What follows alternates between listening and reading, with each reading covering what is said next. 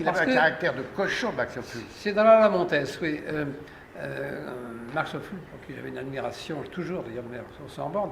Notamment, j'ai adoré Madame II, par exemple. Bon, il y avait une sensibilité, une élégance. Bon, c'était un homme, mais je ne sais pas pourquoi, dans la Montès, il était une terreur. Il renvoyait un technicien par jour, et il piquait des colères. Le plateau, on était surnombreux. Il y avait, je ne sais pas, une trentaine d'électriciens, que des corps de bateaux, il y avait des coursifs, c'était difficile à photographier, et beaucoup de techniciens, etc. Et on l'accusait de faire, quand on est en projection le soir, les autres productions qui attendaient disaient: tiens, voilà l'équipe de la Montès qui vient voir son plan. Parce qu'on faisait un plan par jour, donc on pouvait comprendre que le producteur commençait à perdre beaucoup d'argent et à s'inquiéter sérieusement. Alors, ce jour-là, de mauvaise foi, tout le monde tremblait sur le plateau parce qu'il était tellement exigeant, tellement bon, il y avait un silence extraordinaire. Et puis, il avait fait un contre-champ dans un décor, et tout d'un coup, parce qu'on est appuyé sur la fenêtre, alors il y avait tous les fausses, les arbustes, etc., et tout d'un coup, il faisait un contre-champ, donc il fallait retirer les arbustes et mettre un praticable. Il a mis une colère terrible en disant: comment on me dit que je prends du retard et ce praticable n'est pas en place. On disait: mais écoutez, il faut 3 minutes pour le faire. On n'aurait pas pu le mettre, etc. Il hurlait d'une mauvaise foi incroyable. Et d'ailleurs, quand il hurlait, il donnait postillon à lumière des projecteurs. C'était bon, il éructait littéralement. Et les gens étaient terrorisés parce que souvent il mettait les gens à la porte à cause de ça. Et là, il a dit: appelez-moi Ralbaum, directeur de production. Ralbaum vient sur le plateau avec son chapeau un petit peu en l'air comme ça, et Ophuls, devant tout le monde, dans un silence de mort, se met à l'insulter en allemand. Il hurla comme ça, et Ralph l'écoutait comme ça, etc. Et à la fin... Et alors à la fin, si vous n'aimez pas les gros mots, bouchez-vous les oreilles, mais c'est très court, mais brusquement, il y a Ralph qui est imperturbable, il prend le flot d'injures, et à un moment, dans un silence, il lui dit: Max, je te pisse à l'arrêt et je te chie sur la gueule. Et le Max Ophuls, comme ce genre, ça le douche totalement, et il sort, Ralph, comme ça, et le silence qui a suivi, alors, était encore de moins à. Voilà. C'est-à-dire que quelqu'un lui tenait tête, et tout d'un coup, il n'avait plus de... Il ne pouvait plus rien dire. En plus, il avait besoin de Ralbaum. Puis en plus, ils étaient amis, il faut le dire. Ils étaient très amis. Et c'est Ralph qui avait discuté le protocole qui lui permettait d'avoir des dépassements s'il le voulait. Il n'y avait pas des cadavres entre eux, mais il y avait... Et en plus, vous avez signalé dans le bouquin, c'est que quand il a dîné avec vous, et c'était un homme charmant, voilà. C'était sur le plateau le rendait dingue, au fond. Je lui disais: vous ne vous rendez pas compte Alors, je lui ai cité des exemples de ça. Ce côté gauleiter qu'il avait sur le plateau, qui faisait pleurer les gens, etc. Et je lui raconte des anecdotes de ce qui... Par exemple, l'histoire des musiciens de toutes les couleurs. Oui, de toutes les couleurs. Bon, quand même un peu long, là, mais et je lui racontais ça, et il riait, il m'y riait aux larmes, bon, parce que ça l'amusait de voir qu'il ne se rendait pas compte de ce qui se passait derrière. Mais bon, l'homme revenait simplement le soir, mais dans la journée, c'était une terreur. D'ailleurs, il y a des histoires à propos parce que c'est une époque, on y revient, pour ceux qui sont un peu plus âgés et se souviennent de cette période horrible où l'occupation, ce goudron qui était sur la France, mais il en restait toujours quelque chose parce que les cinéastes de grande qualité étaient allemands, certains anti-nazis avaient eu le temps de partir pour l'Amérique, les autres avaient péri comme d'autres, ou tout ce qu'on veut, il y avait de tout, mais quel est le metteur en scène qui était juif et qui s'offrait le plaisir de voir défiler C'était lui. Voilà, alors justement, oui, parce que ça c'est une histoire. Il y avait un décor extraordinaire pour ceux qui auraient vu la Montès, c'était le décor de l'English Garden, c'est-à-dire un immense décor où Louis de Bavière était au sommet d'une colline, où il y avait un temple d'amour, entouré de son état-major, et il y avait un rassemblement colossal, parce qu'un défilé devait avoir lieu. Et il y avait en effet les enfants des écoles avec des petits drapeaux, il y avait des fiacres avec plein de bourgeois, avec des jumelles. Il adorait les détails, même si ça ne se voyait pas à la distance, il aimait bien que tout soit vrai. Et il y avait ce défilé militaire. Et nous étions 2 premiers assistants sur le film, Oli Picard et moi, et depuis 4 heures du matin, on était sur la brèche pour mettre tout le monde en place, les costumes, tout, etc., parce que le maître arrivait à 9 heures, il fallait que tout soit prêt. Alors, finalement, il y avait une clique, une fanfare qui démarrait le défilé, suivie de l'infanterie, ensuite d'un escadron à cheval, ensuite de l'artillerie. Il y avait du monde. Et alors, bon, à 9 heures, on était prêts. Alors, tout le monde était en stand-by. Et puis, on voit arriver au Fulps avec son chapeau, son écharpe blanche, etc., entouré de sa cour. Et il s'installe dans son fauteuil de metteur en scène. Il dit, bon, le défilé est prêt? Oui, monsieur. Envoyez. Alors, tam padadam, tam padadam, yam, pam pam pam pam. La fanfare démarre et puis ça suit. Et avec Willy, on se regardait comme ça, on regardait au Fulps pour essayer de voir s'il était satisfait. Enfin, défilé terminé. Alors on dit, monsieur, ça vous convient? Noch einmal. Noch einmal, en allemand, pour ceux qui le savent, ça veut dire encore une fois. Alors, demi-tour au canon, demi-tour aux chevaux, etc., tout le monde en place, etc. Et puis ça repart, bam, badadam, bam, bon. Et là, à nouveau, on se dit, bon, ça nous semblait parfait, nous, il n'y avait pas d'accro. Alors, à la fin, on dit, monsieur, noch einmal. Alors, on met tout en place, c'était en plus le temps perdu, etc., parce que le directeur de production, la remise en place durait une demi-heure. Avec tout ce monde qui attendait, ça fait cette figuration gigantesque. Bon. Et au moment où le troisième défilé était en train de défiler, avec Willy, on se penche comme ça et on entend au Fulps dire « C'est formidable pour un juif de faire défiler l'armée allemande. » Il s'offrait 3 défilés. Mais il n'y a que Willy et moi qui l'avons entendu, mais je je l'ai bien raconté cette histoire parce que je trouve ça extraordinaire. Ben, ça me rappelle une histoire à l'époque, j'étais secrétaire de François Perrier et il y a René Clément qui avait, pour Gervais, je crois que c'était Maria Schneider qui était là, et chaque fois, Maria réclamait un gros plan. Comme ça, comme beaucoup de comédiennes, elle réclamait des gros plans. Et ça s'appelait des 75. Et j'ai entendu Clément qui se tournait sur Perrier qui disait « Elle m'emmerde cette chleu à réclamer tout le temps des 75. » Le canon. C'est-à-dire qu'il y avait une sorte... C'est pour ça qu'il faut se remettre à l'époque où il est certain que... Bon, la guerre était heureusement finie, il y avait un pont artistique entre l'Allemagne et la France, mais néanmoins, ça restait. Et il y a une anecdote que j'aime bien, que vous avez vécue, et qui a également eu lieu en Europe centrale, dans un autre film, je crois avec Rapneau. C'était quand on met des figurants et qu'on les habille en militaire. Ah oui, c'est le week-end à Zuidcote. Alors ça, c'est le côté grégaire, le côté très important de la vie, où les moutons de Panurge, c'est selon leur uniforme, qu'est-ce qui se passe? Oui, c'est-à-dire que c'était dans le week-end de Zuidcote, il y avait plusieurs jours, 3 jours, je crois, où nous avions une grosse figuration. Vous savez que Dunkerque,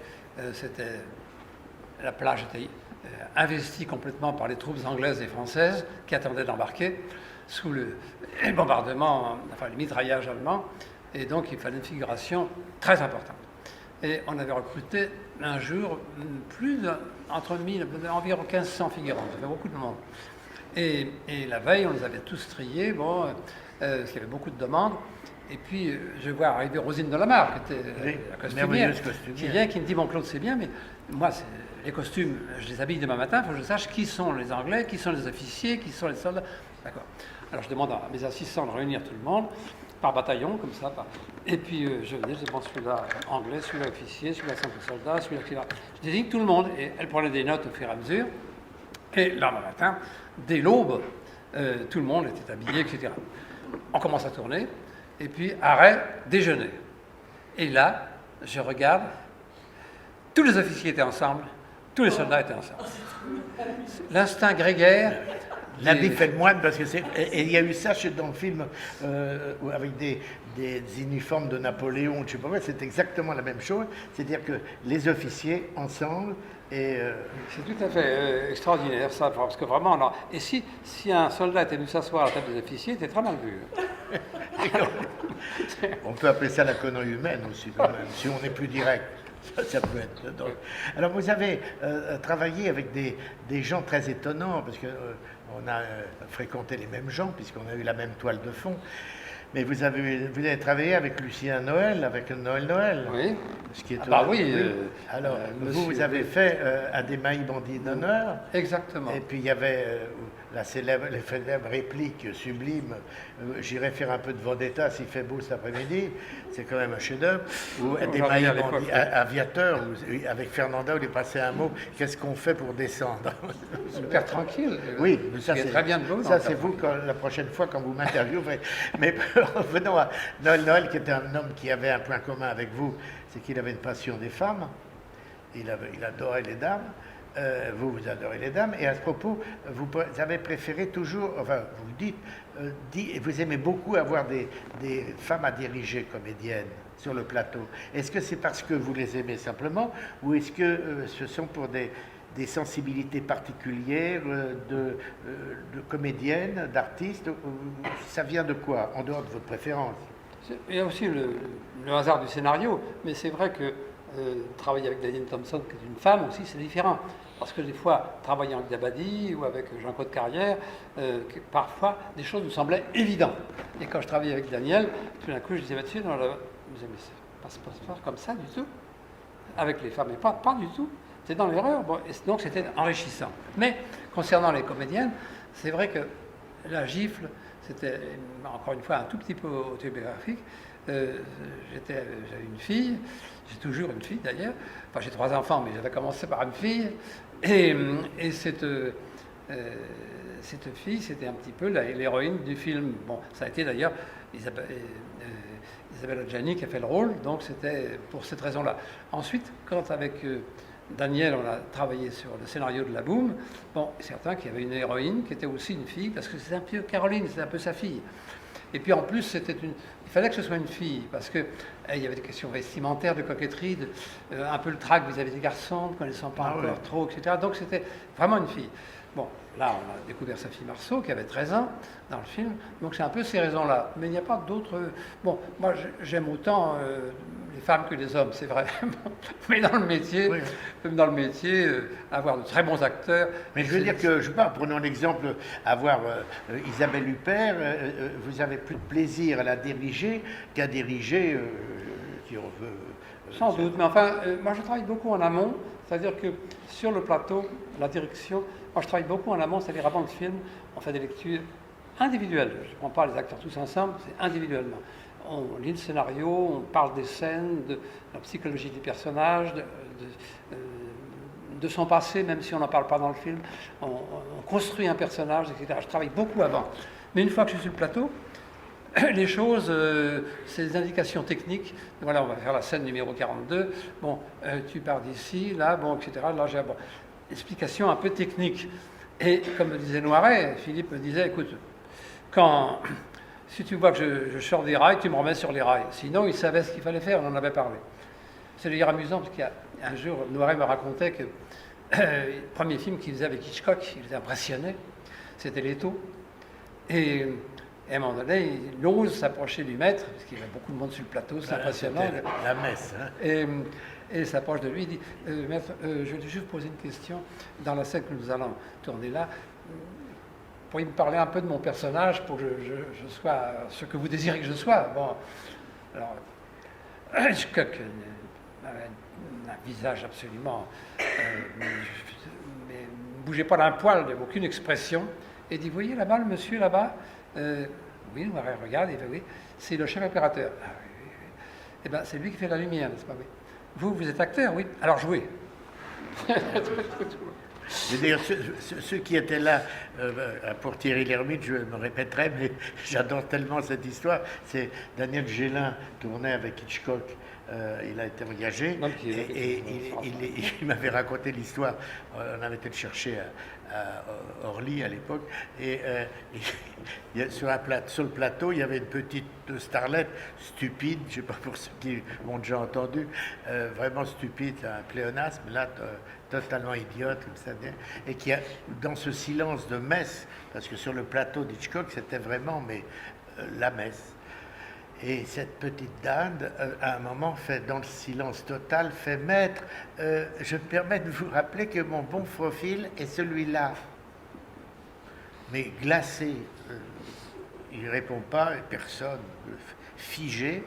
Et puis cet imbécile, au bout de 3 minutes, fait Maître, c'est ce profil-là.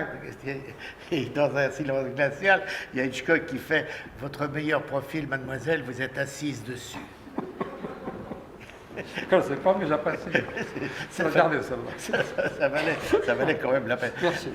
À propos de personnalités étonnantes, vous avez tourné avec des gens étonnants. Il y avait un sous Marcel Carnet, ce qu'on appelait, il s'était Georges Lacombe. Georges Lacombe avait moi je l'avais appelé pour des raisons de... J'étais très copain avec un assistant, Jean-Pierre Decour, qui avait été stagiaire dans Martin Romagnac au Miroir. Et alors, quand on l'appelait, il parlait comme ça, il avait un bec de lièvre. Il parlait comme ça, et il le savait, mais on disait, Monsieur Lacombe, il faisait, on lui disait ça, il faisait, comment vous m'avez reconnu au téléphone? Vous avez travaillé avec lui? Oui, j'ai fait Martin Romagnac, justement, voilà. avec Marlène Dietrich et Gabin. Et en effet, on faisait des plaisanteries, pas toujours du meilleur goût, mais on s'amusait parce qu'on inventait des charades. Par exemple, il y avait charade de Lacombe. Mon premier est un poisson. Oui, mon premier est un poisson. Il a comme ça. Mon premier est un poisson, mon deuxième est un arbre fruitier, et mon nous est un roi de France. Oui. Alors, je cherchais en chemin pommier. Après, il y en avait une deuxième qui n'était pas du meilleur goût non plus. Mon premier, c'est les toilettes au régiment, dans les casernes, les lieux d'aisance. Et mon deuxième, c'est un musicien français célèbre.